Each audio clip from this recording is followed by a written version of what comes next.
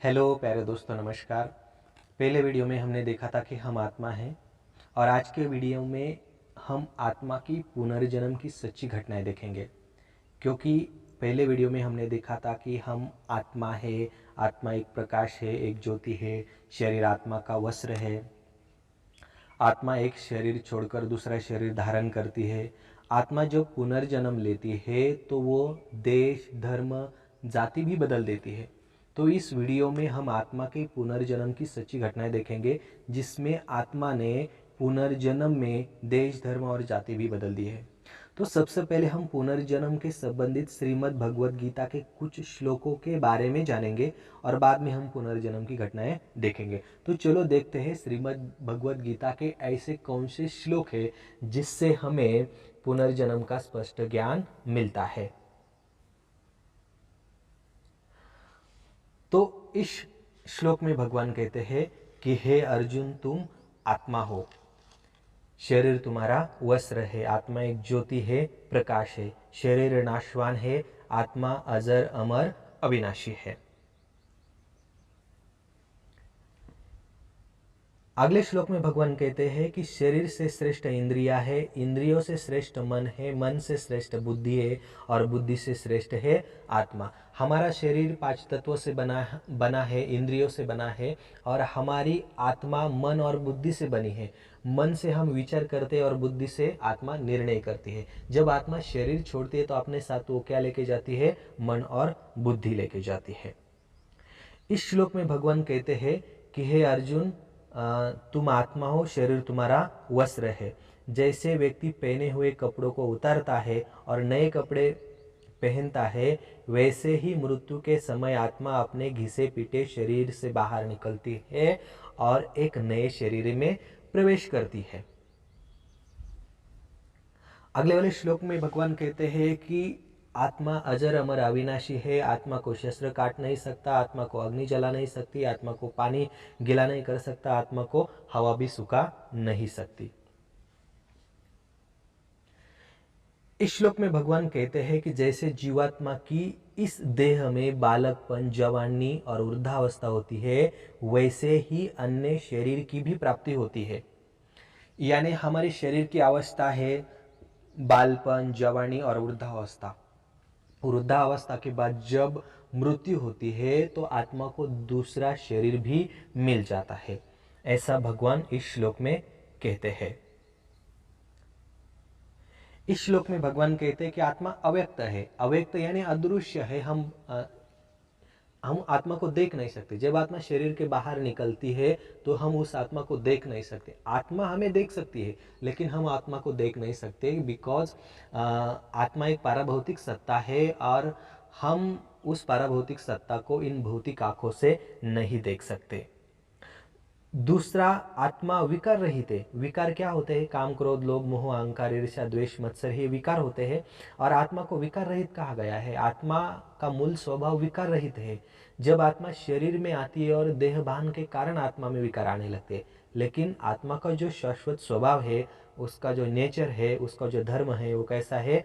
निर्विकारी है।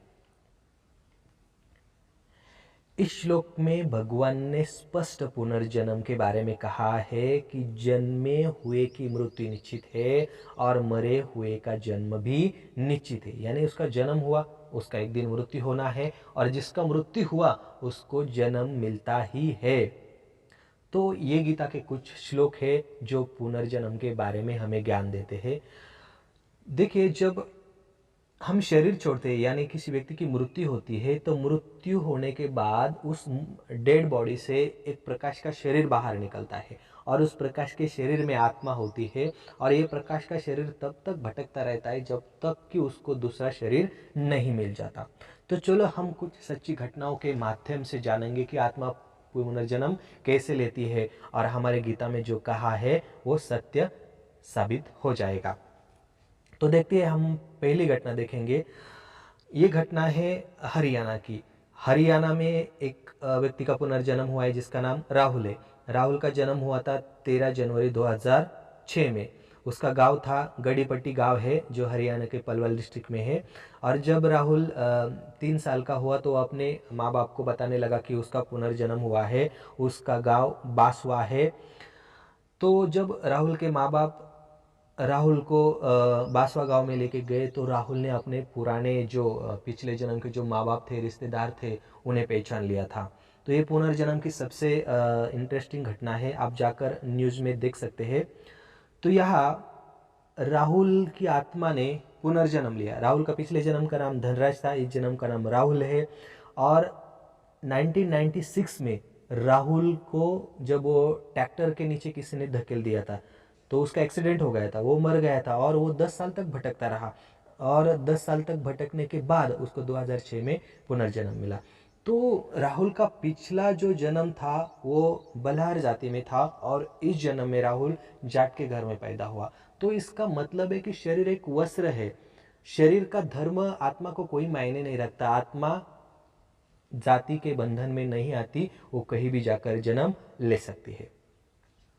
तो ये राहुल के फोटो है, ये राहुल का पिछले जन्म का धनराज है और ये उसके ऊपर जो है ये राहुल का फोटो है। तो राहुल पिछले जन्म में धनराज था और इस जन्म में वो राहुल है। दूसरी कहानी है हमारी लविश की। लविश के पिता का नाम विनोद है। लविश का जन्म 2014 में हुआ था। जलालपुरा कला हरियाणा का एक गांव है, वहाँ लविश का जन्म हुआ था। और जब लविश बोलने लगा, 2.5-3 साल का हुआ, तो वो कहने लगा कि मेरा नाम लविश नहीं बल्कि संदीप है और मैं राम राय गांव का रहने वाला हूँ और मेरा पुनर्जन्म हुआ है। जब लविश के माँ बाप लविश को राम राय गांव में लेकर गए तो लविश ने अपने पुनर्जन्म के सभी रिश्तेदारों को पहचान लिया था।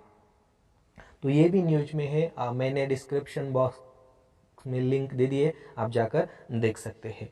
तो यहाँ लविश का पुनर्जन्म हुआ है। लविश के पिछले जन्म का नाम संदीप था, उसका गांव राम राय था और उसकी 26 जुलाई 2006 को करंट लगने से मौत हो गई थी और बाद में 2014 में उसको पुनर्जन्म मिला। यहाँ भी वो कुछ साल तक भटकता रहा क्योंकि अकाले मृत्यु जब होती है तो आत्मा को कई दिन तक भटकना पड़ता है, कई सालों तक भटकना पड़ता है कुछ केसेस में।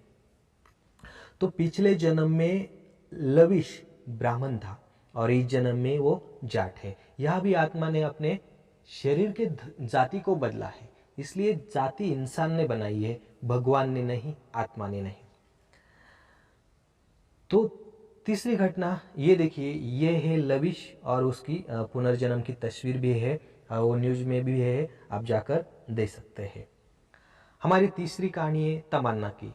तमन्ना भी अपने पुनर्जन्म की कहानी बताती है। तमन्ना का जन्म 2011 में हुआ था हरियाणा में और जब वो बोलने लगी 3 साल की हुई तो उन्होंने अपने माँ बाप को बताने लगा कि मेरा पुनर्जन्म हुआ है, मुझे अपने दादी से मिलना है, मेरा नाम मानसी था और मैं गिलोड़ हरियाणा के गांव है वहाँ के रहने वाली हूँ। जब तमन्ना के माँ बाप उसको अपने परिवार वालों से, पुराने परिवार वालों से मिलने के लिए लेके गए तो तमन्ना ने अपने पिछले पुनर्जन्म के दादी को पहचान लिया, अपने कुछ परिवार वालों के अन्य लोगों को भी पहचान लिया था। तो यह भी तमन्ना पिछले जन्म में मानसी थी, झूले से गिरकर उसकी मौत हो गई थी। और यहाँ तमन्ना की पिछले जन्म में वो एससी कास्ट की थी, वो चमार जाति से थी और इस जन्म में उन्होंने ब्राह्मण किया जन्म लिया है। तो हमारी जो धारणाएं हैं, मान्यताएं हैं, वो गलत साबित होती है कि इससे ये पुण्य करो वो जन्म मिलता है, ये पुण्य करो वो जन्म मिलता है। ऐसी कोई बात नहीं, आत्मा और भगवान किसी के साथ कोई अन्याय नहीं करता। तो यह भी आत्मा ने अपनी जाति बदली है। तो ये तमन्ना है जो पिछले जन्म की दास्तान अपने माँ बाप को बताती है।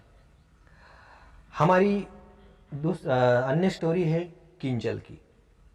किंजल का नाम है किंजल रतन सिंह चुड़ावत। किंजल का जन्म 2016 में हुआ था परवल में जो राजस्थान में है।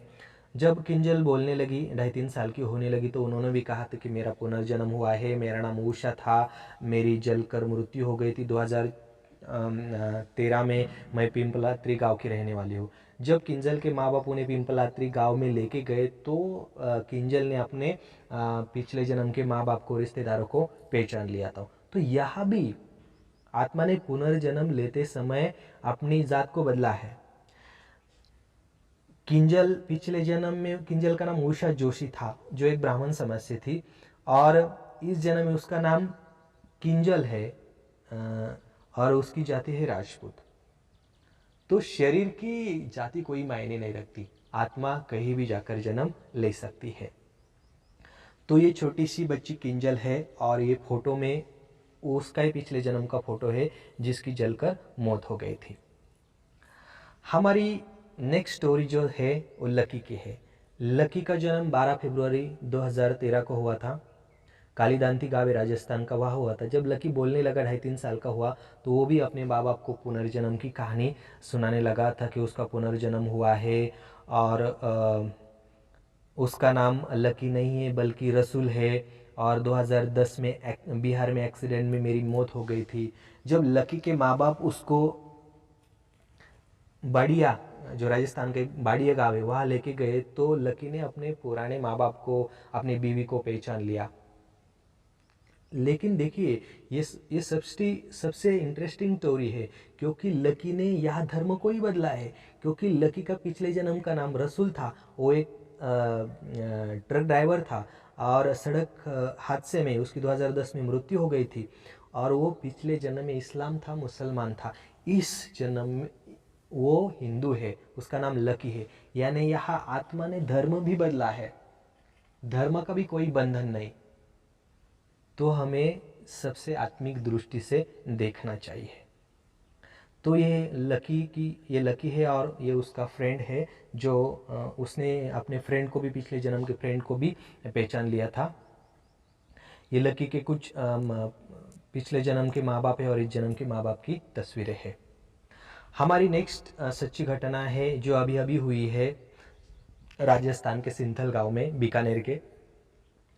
यह कृषा लोहिया का जन्म, कृषा लोहिया एक छोटी सी बच्ची है जो कहती है कि उसका पुनर्जन्म हुआ है और वो अमेरिका के कैलिफोर्निया में थी। वो एक योगा टीचर थी और वो अपने कुछ मित्रों के नाम लेती है और वो कहती है कि वो योगा टीचर है, उन्हें कुछ वेजिटेबल पसंद है।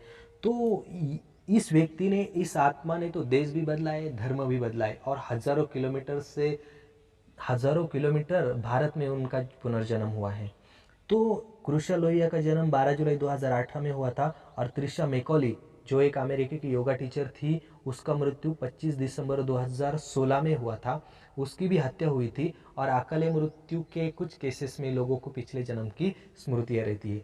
तो ये त्रिशा मैकॉली है जो अमेरिकी की योगा टीचर थी, कैलिफोर्निया में, वाशिंगटन डीसी में उसका योगा सेंटर था, और उसकी 2016 में गोली मारकर हत्या कर दी थी और बाद में उसने भारत में पुनर्जन्म लिया है।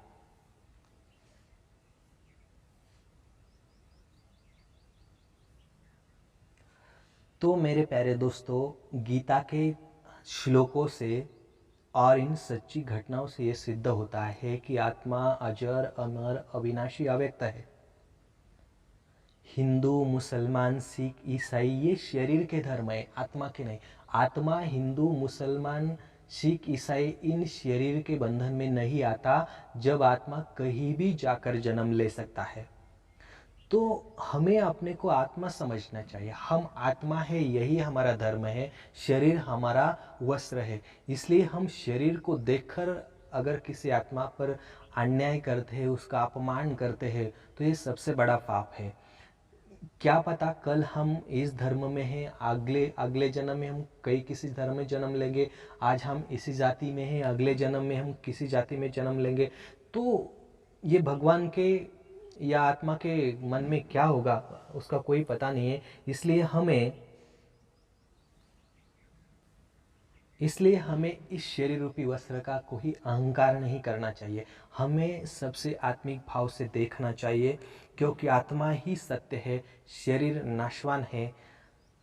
आत्माएं देश, धर्म, वर्ण, जाति सभी की सीमाएं लांघकर कहीं भी जाकर जन्म ले सकती है। तो प्यारे दोस्तों, मैं आशा करता हूँ कि ये वीडियो आपको अच्छी लगी।